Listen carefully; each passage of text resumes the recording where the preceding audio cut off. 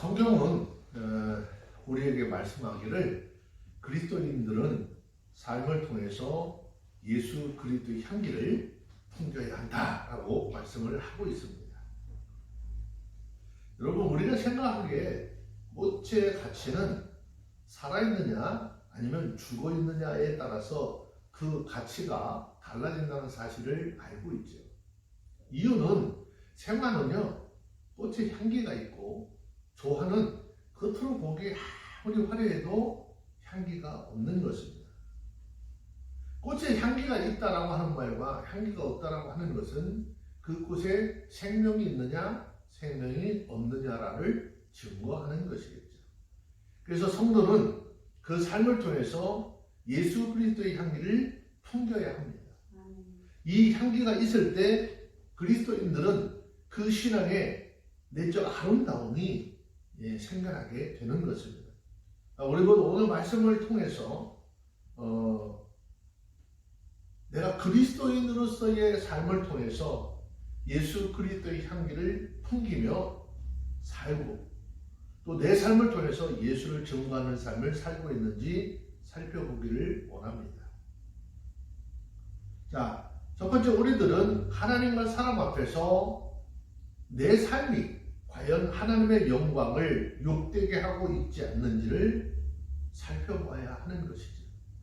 전도서 10장 1절 말씀해 봅니다. 죽은 파리가 향기로움으로 악취가 나게 하는 것 같이 적은 우매가 지혜와 존귀로 패하게 하느니라 그랬습니다.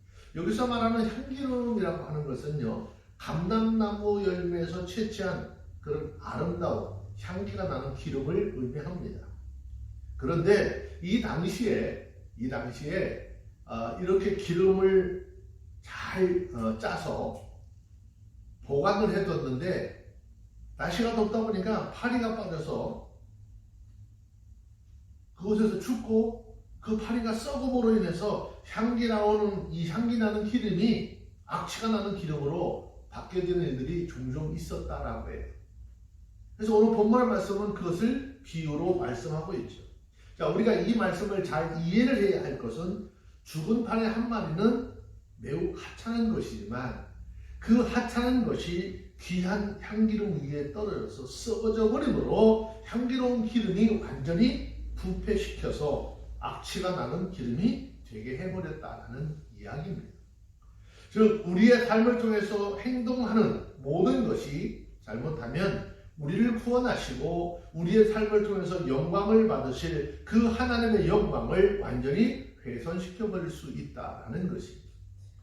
한마디로 우리들이 그리스도인이라고 하면 아무리 거룩한 척 해도 그 삶 속에서 잘못된 행동을 보인다면 우리들을 구원하신 하나님의 은혜를 세상 사람들에게 웃음거리로 만들어버리게 되는 것이죠.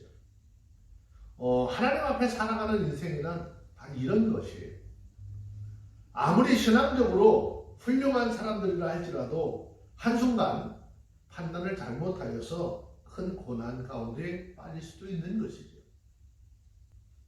자, 성경을 살펴보면 이스라엘의 제2대 지도자였던 여호수아와 이스라엘 백성들은 하나님께서 허락하신 그 가나안 땅을 들어가는 과정 속에서 난공불락의 유세를 이겼던 여리고성을 무너뜨리고 아주 파죽지세로 그 아이성을 점령하고자 진군을 합니다. 그리고 그 거대한 여리고성을 무너뜨린 이스라엘 백성들, 그들 눈앞에 보이는 작은 보잘것없는 아이성에 의해서 그들의 진군이 멈춰서게 될 것이라는 생각을 한 사람은 아마 한 사람도 없었을 것입니다. 자, 그런데 현실은 이들의 예상을 깨고 전쟁에서 패하여 도주를 당하는 수치를 당하게 되죠. 그 이유가 뭘까? 바로 수십만의 이스라엘 백성들 중에 한 사람이었던 아간이라고 하는 사람 때문입니다. 그 이유는 여리고 점령 당시 하나님께서 명령하셨던 명령을 어기고 자신을 위해서 전리품을 숨겨두었던 그 아간의 죄로 인해서 정말 거룩한 하나님의 나라의 백성인 거룩한 통치를 받는 그들의 급속히 썩어 들어갈 듯이 아이성 전투에서 패배를 맛보고 말았던 것이죠. 여러분, 우리 안에도 이처럼 아간이라고 하는 썩은 파리가 언제나 존재하고 있다는 사실을 깨달아야 합니다. 우리들은 하나님께서 맡겨주신 일을 하면서 때때로 이 정도면 훌륭해. 또 다른 사람들 향해서 나만큼만 하라고 그래. 뭐 그렇게 말하지 않습니까? 하지만 하나님 앞에서 우리 자신이 행한 조그만 일을 바라보고 그것으로 인해서 스스로 만족해야 할 것이 아니라 내 안에 얼마나 많은 썩은 파리가 존재하고 있는지 살피고 그러한 것들을 철저히 제거해서 우리의 삶을 통해서 예수 그리스도의 향기를 풍기는 삶을 살기 위해 힘써야 하는 것이죠. 그렇지 않으면 우리 심령 속에, 우리의 삶 속에 남겨진 그 파리로 인하여 믿음의 삶에서 떠나게 되고 그 결과로 우리를 영원한 사망 가운데 떨어지게 할 것입니다. 그러므로 우리 모두 하나님 앞에서 겸손한 자세로 자신의 삶을 살피고 우리의 삶을 통해서 하나님의 영광을 드러내는 하나님의 사람들이 다 되어주시기를 주의 이름으로 축원합니다.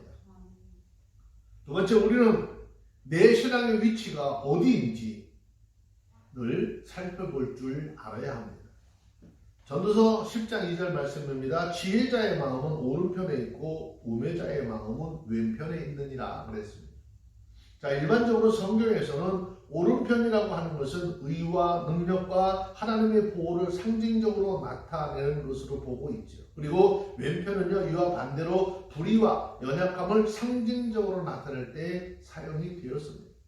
즉 지혜자의 마음이 오른편에 있다라고 하는 그 말은 그의 마음이 하나님 보시기에 올바른 삶의 방향을 향하고 그러한 삶을 살아가고 있는 사람을 말하는 것입니다. 하지만 우매자는 그 반대의 삶을 살아간다라고 하는 것을 오늘 본문의 말씀을 통해서 우리 가운데 밝혀주고 있습니다. 여러분, 아무리 사람의 눈으로 볼 때 그 사람의 삶이 신앙적으로 믿음적으로 아주 훌륭한 것 같이 보일지라도 그 삶이나 마음이 죄와 악을 향해서 살아가고 있다면 그 사람은 결코 온전한 그리스도인이라고 할 수 없는 것입니다. 하나님 앞에서 진정한 그리스도인의 삶은 때로 억울한 일을 당하고 또 고통을 당하는 그런 일을 당한다 할지라도 꼭 참고 주의 사랑으로 선과 의로움을 행하면서 살아가야 하는 것이죠. 그러므로 이 말씀에 우리의 삶을 조명해 볼 때 오늘날 이 시대에 교육이라고 하는 것이 얼마나 터무니없고 허무맹랑한 것인지 알게 되죠. 오늘날 학생들이 학교에서 배우는 것은요, 좋은 대학에 가고 좋은 직장을 얻고 사회에서 성공하는 것과 관련이 되어져 있습니다. 아이들은 이것을 위해서 삶에 직접적인 연관도 없는 어려운 학문들을 끊임없이 공부하고 학습을 하죠. 그 결과 이 아이들에게 있어서 그것들은 그들의 생명을 좌우할 정도로 중대한 일이 되어져 버렸다라는 것이죠. 빠듯한 학업 일정으로 제대로 된 예배조차 드리기 힘들고 교회나 하나님의 말씀, 기도나 성숙한 성도의 자세에 대한 삶은 그들의 앞에 자신들의 앞길을 막는 걸림돌로 치부되기가 일쑤이죠. 이러한 교육제도가 얼마나 많은 청소년들의 인생을 헤아리고 정말 참된 진리와 구원을 향해서 나가는 지혜자로 만들어낼 수 있을까라는 생각을 해보게 됩니다. 목적을 위해서라면 수단과 방법을 가리지 않고 나의 성공을 위해서라면 친구조차도 철저하게 희생시킬 수 있다라고 하는 마음으로 세상을 살아가고 또 삐뚤어지고 어그러진 성품으로 왼편을 향해서 나가는 자들에게 어떤 지혜를 발견할 수 있을지 참 의구심만 들 뿐이죠. 우리는 결코 박식함이나 똑똑함, 깊은 학문적 성찰과 성과로 사람을 평가해서는 안 되는 것이죠. 왜냐하면 그것은 지혜자의 기준이 될 수 없기 때문입니다. 즉 의를 추구하며 그 마음속에 진리와 정의를 실천하고자 하는 의지가 강하게 드러나게 될 때 그를 진정한 지혜자라고 말할 수 있게 되는 것입니다. 솔로몬을 통해서 말씀하시는 하나님, 오늘 본문을 통해서 우리에게 바로 이것을 말씀하시고자 하는 것입니다. 그래서 근본적으로 삶의 자세를 항상 바른 길로 향하고 매사 긍정적이고 적극적으로 살아가면서 공의와 진리에 대한 열정과 열심을 가지고 그것을 이루고자 살아가는 진정한 지혜자, 즉 그리스도인이 되어주시기를 주의 이름으로 축원합니다. 우리들은 누구나 아침에 눈을 뜨고 하루를 시작하면 그때부터 하루 종일 수많은 선택과 결단을 해야 하는데 선택을 잘하느냐 잘못하느냐에 따라서 그 삶의 결과는 엄청난 큰 결과를 초래하게 되죠. 성경은 왜 우리가 하나님의 사람으로 의인의 길을 걸어가야 하는지 우리에게 분명히 말씀하고 있습니다. 성경은 시편 1편 6절에서 대저 의인의 길은 여호와께서 인정하시나 악인의 길은 망하리로다 라고 했습니다. 마찬가지로 우리 생활 속에서 행동하는 거 하나하나, 말하는 거 한마디 한마디가 우리의 삶에 이후에 어떤 큰 결과를 초래한다는 사실을 깨닫고 내가 서 있는 자리가 어느 편인지 왜 편인지 살펴보고 그 안에 감추어진 모든 불의와 악행을 철저하게 뿌리 뽑아서 하나님 앞에 인정받는 지혜자의 모습으로 세워져가는 저와 여러분들이 다 되어주시기를 주의 이름으로 축원합니다. 그러므로 우리 세 번째를 생각해보면 누군가와 우리가 대화를 할 때 아주 신중하게 생각을 하고 불필요하고 다른 사람들에게 상처를 주는 말 하지 말아야 하는 것입니다. 전도서 10장 3절의 말씀해 보세요. 우배자의 길에 행할 때에도 지혜가 결핍하여 각 사람에게 자기의 우매한 것을 말하느니라.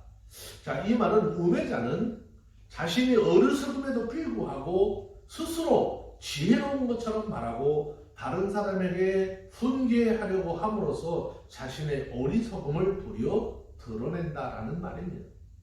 여기서 지혜로운 것과 우매한 것이 말을 통해서 나타난다라고 했는데 이 말은 그 사람 속에 품고 있는 말을 겉으로 드러내는 것이기 때문에 무엇을 통해서? 언어를 통해서 그 사람의 말을 통해서 그 사람이 어떤 사람인지 알아볼 수 있다라는 말입니다.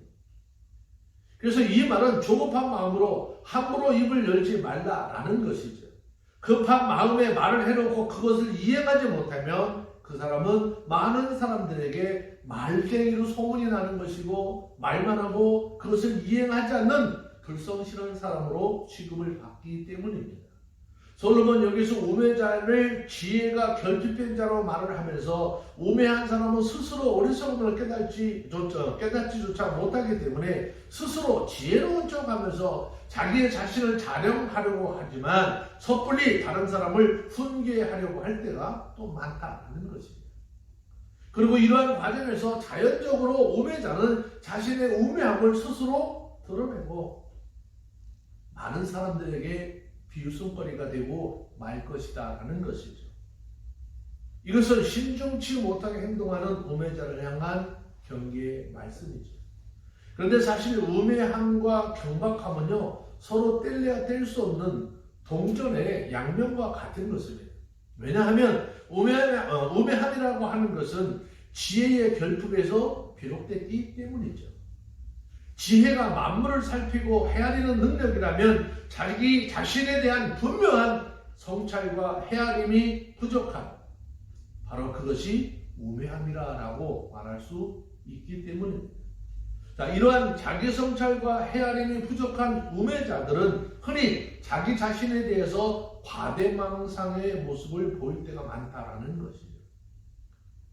한두 번의 우연한 일들로 마치 자신이 뛰어난 지혜자가 된 것처럼 말하고 행동한다면 드러나지 않아도 될 어리석음과 경박함이 그대로 드러나게 되고 끊임없이 이어지는 말실수로 사람들의 웃음거리로 전락해버릴 수 있다는 것입니다. 이처럼 우매함과 경박함은 무엇이 먼저이고 무엇이 나중인지 밝힐 수 없을 만큼 함께 그런 현상들이 나타나는 것입니다. 자, 그렇다면 여기서 말하고자 하는 것이 무엇일까요? 불필요하고 소모적인 말들을 최대한 아끼고 절제해서 신중히 생각하여 말하고 행동하는 습관을 길러야 한다라는 것이죠. 그래서 솔로몬은 앞에 전도서 5장 3절에서 일이 많으면 꿈이 생기고 말이 많으면 우매자의 소리가 나타나느니라 라고 말씀했습니다. 여러분, 이것은 단지 우매자에게만 해당되는 말일까요? 이것은 단지 우매자에게만 해당되는 말이 아닙니다. 지혜자라도 말이 많으면 그 안에서 실수가 생기기 마련인 것이고 우매자의 말들이 섞여서 나올 수밖에 없다라는 것이죠. 그렇기 때문에 우리들은 말을 극도로 아끼고 삼가하는 삶의 태도를 가져야 하는 것입니다. 내가 지혜롭다라고 내가 지혜롭게 생각된다고 해서 아무런 말을 막 생각 없이 함부로 해서는 안 된다라는 것입니다. 다시 말하면 어리석은 사람에게는 말이 절제가 없고 분별 없이 말을 많이 한다라는 의미입니다. 우리가 세상을 살면서 때로 참고 절제하면서 살아야지 어떻게 우리가 하고 싶은 말 다 하면서 살 수 있습니까? 여러분들 누구에겐가 또 가족들에게도 여러분들이 하고 싶은 말을 다 하면서 살아요? 그런데 우매자는 마치 불났을 때 소방호수에서 물을 뿜어내듯이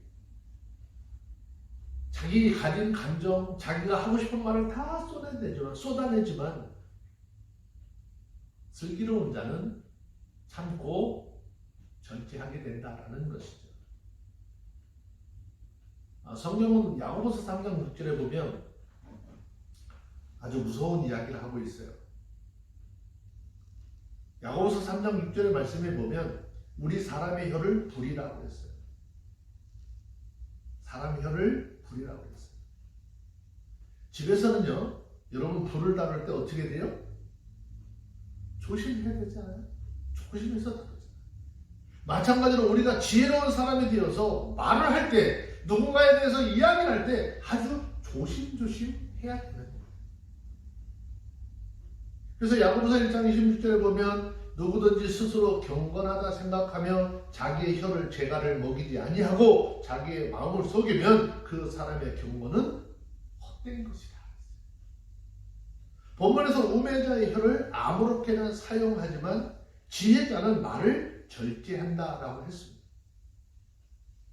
이 말은 우리 마음속에 새기시고 우리 모두는 이웃에게나 또 혹 우리와 가까운 사람들에게 혹 나하고 어떤 불편한 관계 속에 있는 사람들에게 이야기를 할 때 오히려 우리 입에서 나오는 말로 도움을 주고 덕을 끼치고 하나님 앞에 찬양하고 영광을 돌리는 지혜로운 하나님의 사람들이 되어야 하는 것이에요.